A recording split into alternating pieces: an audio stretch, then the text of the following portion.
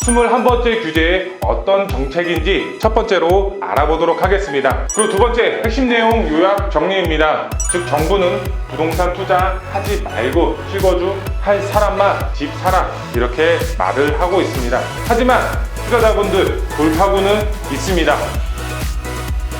안녕하십니까 애청자 여러분, 돈 되는 부동산 투자 드림타워 투자자문 팀장 함주원입니다. 오늘 영상은 6월 17일 21번째 규제 또 나왔습니다. 투자자 필수 시청 출구는 있다 라는 영상 주제를 준비했습니다. 본격적인 영상 시청에 앞서 구독과 좋아요 버튼 꼭 눌러주시고 영상이 마음에 드셨다면 알람 설정 버튼도 꼭 부탁드리겠습니다. 그리고 저희 사무실에서 특강을 진행을 하고 있습니다. 한강변 마지막 남은 개발 예정지 광진구 자양동 국제업무단지로 핫한 지역 용산지역, 그리고 마지막으로 GTX A 노선 개통으로 은평구에서 금평구로 변하고 있는 지역 바로 연신내 역세권, 이렇게 세 지역 주말에 특강을 준비했습니다. 특강 시간에 얼굴 뵙고 돈 되는 정보 같이 공유하셨으면 좋겠습니다. 21번째 규제의 어떤 정책인지 첫 번째로 알아보도록 하겠습니다. 그리고 두 번째 핵심 내용 요약 정리해서 21번째 규제 정책이 어떤 내용을 담고 있는지 핵심 내용 정리해서 말씀을 드리겠습니다. 그리고 세 번째, 투자자 낙심하지 말자, 투자처는 있다. 어떤 방향으로 투자의 방향을 잡아야 될지 말씀을 드리겠습니다. 먼저 첫 번째, 21번째 규제에 어떤 정책이 담겨 있는지 말씀을 드리겠습니다. 주택시장 안정을 위한 관리 방안. 전국 주택 가격은 12.16 대책 후 전반적으로 안정세를 유지했었습니다. 말 그대로 12.16 대책이 나온 이후에는 서울 지역과 그리고 경기도 외곽 지역 가격이 하락하는 지역도 있었고 반대로 보합세를 유지하는 지역도 있었습니다. 하지만 최근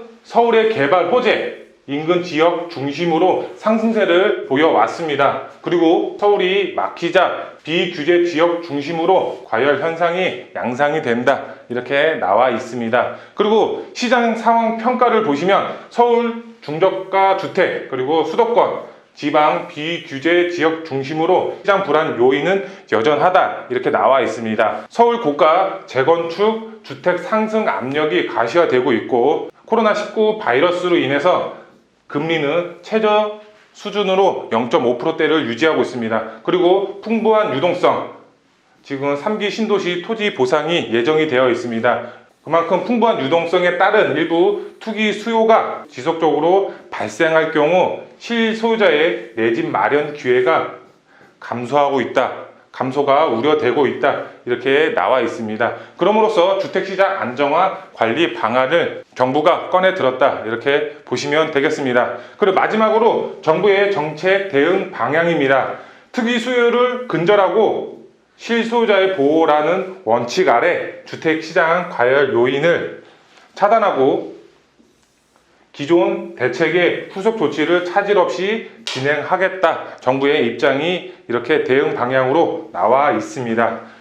기존 8.2 대책, 9.13 대책, 그리고 12.16 대책, 그리고 요번에 나온 6.17 대책 차질 없이 진행하겠다 이렇게 보시면 되겠습니다. 그리고 두 번째 핵심 내용 요약 정리입니다. 과열 요인을 차단하고 주택시장 안정화 요약, 과열 지역의 투기 수요 유입 차단, 그리고 두 번째로 정비사업 규제 정비, 세 번째로 법인 활용을 통한 투기 수요 근절, 그리고 12.16 대책 및 공급 대책 후속 조치, 이렇게 네 가지로 크게 볼 수가 있겠는데 12.16 대책 및 공급 대책 후속 조치 같은 경우는 그 전에 나왔던 대책을 차질 없이 진행하겠다라는 내용이 담겨 있습니다. 그래서 네 번째는 생략하고 첫 번째, 두 번째, 세 번째 이렇게 요약 정리해 드리겠습니다. 우선 과열지구 투기 수요 유입 차단입니다. 내용이 방대하기 때문에 빠르게 훑고 지나가겠습니다. 조정 대상 지역 및 투기 지역 그리고 투기 과열지구를 추가 지정했습니다. 기존 상황 생략하고 개선 사항을 보도록 하겠습니다. 우선 조정 대상 지역 같은 경우는 서울 전 지역, 경기도 같은 경우 전 지역입니다. 하지만 일부 지역은 제외시켰습니다.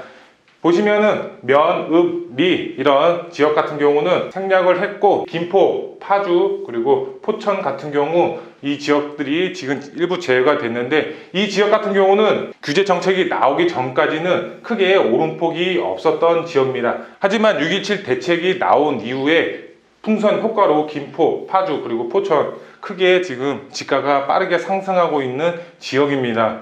그리고 인천 같은 경우 전 지역입니다. 강화, 옹진을 제외하고 전 지역이 조정 대상 지역으로 바뀌었습니다. 그리고 지방 같은 경우 대전, 그리고 청주 등이 새롭게 조정 대상 지구로 지정이 됐습니다. 투기 과열 지구를 보시면 서울 25개구 전 지역입니다. 그리고 경기도를 보시면 수정, 수원, 그리고 안양, 안산, 단원, 구리, 그리고 군포, 의왕, 용인, 수지, 기흥, 그리고 화성은 동탄, 이만 지정이 됐습니다. 인천 같은 경우는 연수, 그리고 남동, 서구가 지정이 됐고, 지방의 경우는 대전에 지금 동구, 중구, 서구, 그리고 유성구 이렇게 4개의 지역이 지정이 됐습니다. 조정 대상 지역 같은 경우는 최근 주택시장 상승이 지속되고 있는 경기, 인천, 대전, 그리고 청주 등 일부 지역을 제외한 전 지역을 조정 대상 지역으로 지정을 했다. 이렇게 보시면 되겠고, 투기 과열 지구 역시 과열이 지속되고 있거나 비규제 지역 중 과열이 심각한 지역 중 경기도의 10개, 그리고 인천의 3개 지역, 대전의 4개 지역을 투기 과열 지구로 지정이 됐습니다. 투자를 하실 때 본인이 투자하는 지역 아니면 실거주하는 지역, 조정 대상 지역인지 아니면 투기 과열 지구인지 비규제 지역인지 충분히 알아보고 들어가셔야지 실수가 없고 세금적인 부분에서도 절세를 할 수가 있기 때문에 필히 잘 알아보고 들어가셨으면 좋겠습니다. 그리고 두 번째로 주요 개발 호재 지역 및 토지 거래 허가 구역이 지정이 됐습니다. 주요 개발 호재가 복합 작용하는 경우 인근 지역 매수 심리를 자극하고 과열이 심화되는 우려가 발생을 하기 때문에 지금 토지 거래 허가 구역을 지정을 했습니다. 세부적으로 보시면 잠실 마이스 개발 사업, 그리고 영동대로 복합 개발 사업 부지, 이 지역에 서울시 도시계획위원회 심의를 통하여 확정이 됐습니다. 실거주 하실 분들만 들어가야지 투자의 목적으로 들어가면 안 되는 지역이 되겠습니다. 토지 거래 허가 구역 지정 후 시장 과열이 주변으로 확산될 경우 지정 구역을 확대 적극 검토하겠다, 이렇게 나와 있습니다. 지금 잠실 마이스 단지, 그리고 영동대로 지금 삼성 GBC 개발 사업 부지입니다. 용산 국전무단지를 들 수가 있겠는데, 이 지역 말고 서울에 많은 개발 지역이 있습니다. 그 지역이 시장이 과열이 될 경우 토지 거래 허가 구역으로 추가 지정하겠다, 이렇게 보시면 되겠습니다. 그리고 세 번째로 투기적 주택 수요에 대한 조사 체계 강화입니다. 현행을 보시면 자금 조달 계획서 제출 대상이 투기 과열지구 조정 대상 지역 내 3억 원 이상 주택 거래 시 자금 조달 계획서를 제출하게 되어 있었습니다. 개선 사항을 보시면 투기 과열지구 조정 대상 지구 내에서 주택을 거래하는 경우 거래액과 상관없이 무관하게 자금 조달 계획서를 제출해야 합니다. 현행을 보시면 그 전에는 3억 원 이상이었지만 지금 현재 개선 사항을 보면 거래가액이 무관합니다. 그만큼 1억이라는 주택 아니면 2억이라는 주택을 거래할 때도 자금 조달 계획서를 제출해야 한다고 보시면 되겠습니다. 그리고 네 번째, 주택담보대출 및 전세자금 대출 규제 강화입니다. 규제 지역 내 주택담보대출 취급 시 전입 그리고 처분 요건이 강화됐습니다. 현행을 보시면 투기 지역, 투기 과열지구 내 시가 9억 원 초과 주택을 구입했을 때 주택담보대출을 받고 1년 이내에 전입을 해야 했습니다. 조정 대상 지역 같은 경우는 2년 내에 전입 의무가 됐었습니다. 하지만 개선 사항을 보시면 전 규제 지역 내에 주택 구입을 위해 주택담보대출을 받는 경우 주택 가격과 상관없이 6개월 내에 전입을 해야 합니다. 우리가 집을 구할 때 주택담보대출을 받는 경우가 많이 있습니다. 본인이 현금이 많아서 주택담보대출을 받지 않으면 상관없습니다.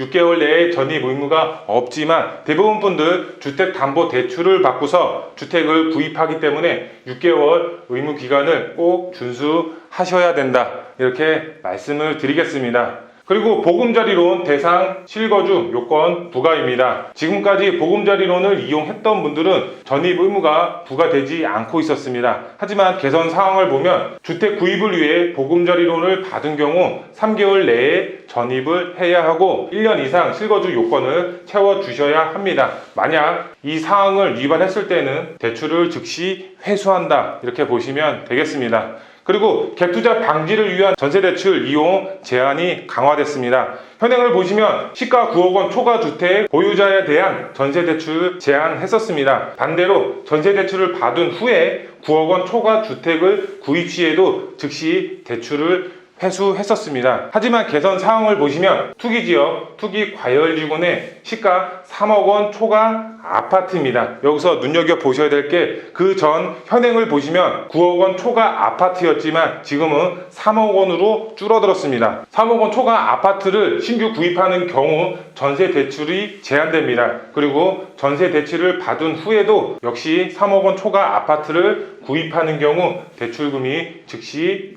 회수된다고 보시면 되겠습니다. 그리고 다음으로 전세대출 보증 한도 축소입니다. 현행의 경우 전세대출 보증 한도가 보증 기간별로 차이가 있었습니다. 1주택자 분들이 갭투자용으로 활용을 했었는데 현재 취급 현황을 보면 주택금융공사 최대 보증 한도는 2억 원, 주택도시보증공사 같은 경우는 수도권은 4억 원, 그리고 지방 같은 경우는 3억 2천만 원, 이렇게 최대의 보증 한도가 있었습니다. 개선 사항을 보면 주택도시보증공사 1주택자 대상으로 전세대출 보증 한도가 2억 원으로 인하했습니다. 주택금융공사 2억 원하고 똑같이 맞춰졌다고 보시면 되겠습니다. 그리고 정비사업 규제, 법인을 활용한 투기 수요 근절입니다. 정비사업 규제 정비는 우선 첫 번째로 거주 요건을 갖춘 경우 조합원 분양 신청 허용입니다. 그 전까지는 없었던 내용인데 이번에 신설이 됐는데 현행을 보시면 재건축 사업에서 거주 여부와 관계없이 모든 토지 소유자에게 조합원 자격을 부여했었습니다. 이 말이 무슨 말이냐? 재건축이 진행되고 있는 아파트의 경우는 노후도가 심각합니다. 집주인의 경우 전세를 놓고 본인은 다른 신축 아파트에 거주하는 분들이 대부분입니다. 이 집주인분들이 2년 거주 요건을 채워주셔야지 분양 신청 허용이 가능하다고 보시면 되겠습니다. 개선 사항을 보면 수도권 투기 과열지구의 재건축 시장에서 조합원 분양 신청 시까지 2년 이상 거주한 경우에 한하여 분양 신청이 허용이 된다고 보시면 되겠습니다. 서울 25개구 전체에 해당된다고 보시면 되겠고, 세부 사항을 보시면 연속 거주가 아닌 2년 합산 거주입니다. 6개월씩 4번 아니면 1년씩 2번 이렇게 합산해서 2년을 채워주시면 상관이 없습니다. 적용 시기는 도시 및 주거 환경 정비법 개정 올해 연말에 계획이 되어 있습니다. 이 전까지 최초 조합 설립 인가 신청 사업부터 적용이 된다고 보시면 되겠습니다. 우선 여기 조합 설립 인가 신청, 이 신청이라는 단어를 유심히 보셔야 됩니다. 완료가 아니라 구청에다가 신청만 하면 상관이 없기 때문에 올 연말까지 재개발을 진행하고 있는 초기 단계에 있는 재개발을 진행하고 있는 아파트의 경우 올 연말까지 조합 설립 인가 신청을 많은 곳에서 할 것으로 예상이 되고 있습니다. 그리고 법인을 활용한 투기 수요 근절입니다. 주택 매매 임대 사업자의 대출 규제 강화입니다. 현행을 보시면 규제 지역 내 주택 임대 사업자 주택 담보 대출의 경우는 LTV 20에서 50%까지, 그리고 비규제 지역 같은 경우는 LTV 규제가 없었습니다. 하지만 개선 사항을 보시면 모든 지역입니다. 모든 지역 내에 주택 임대 사업자에 대하여 주택 담보 대출이 금지가 됐습니다. 규제, 비규제 지역 모두 포함이 됩니다. 법인 및 개인 임대 사업자 모두 포함이 된다고 보시면 되겠습니다. 법인이 투자를 못하게 묶었다고 보시면 되겠습니다. 세 번째, 투자자 낙심하지 말자, 투자처 있다. 첫 번째, 현 정부는 재건축이 집값을 끌어올린다고 생각을 하고 있습니다. 정비사업 규제는 재건축만 진행을 하고 있습니다. 투자 힘들 것으로 예상이 되고 있습니다. 하지만 정비사업 중에 재건축만 진행을 하고 있기 때문에 재개발, 그리고 리모델링, 그리고 가로주택 정비 사업 등 이쪽으로 투자의 방향을 잡으시는 게 올바른 판단이라고 말씀을 드리겠습니다.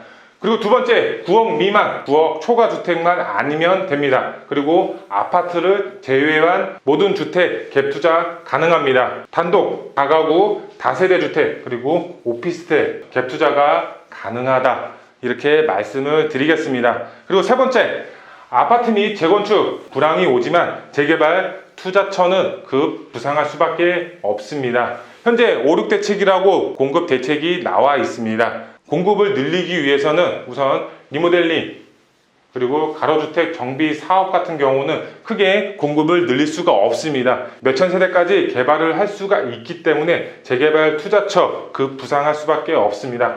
재개발 투자처 안에 있는 다가구, 다세대 주택 급 부상할 것으로 역시 예상이 되고 있습니다. 마지막으로 핵심 포인트 세 가지로 정리해서 말씀을 드리겠습니다. 첫 번째, 주택시장 안정을 위한 관리 방안 정책은 실거주 위주의 정책입니다. 부동산 투자하지 말고 실거주 하라는 정책 메시지가 담겨 있다고 보시면 되겠고, 즉 정부는 부동산 투자하지 말고 실거주 할 사람만 집 사라 이렇게 말을 하고 있습니다. 하지만 투자자분들 돌파구는 있습니다. 재개발 이쪽으로 눈을 돌리신다면 소액 투자도 가능합니다. 정부의 규제 정책을 피해서 투자를 하실 수가 있습니다.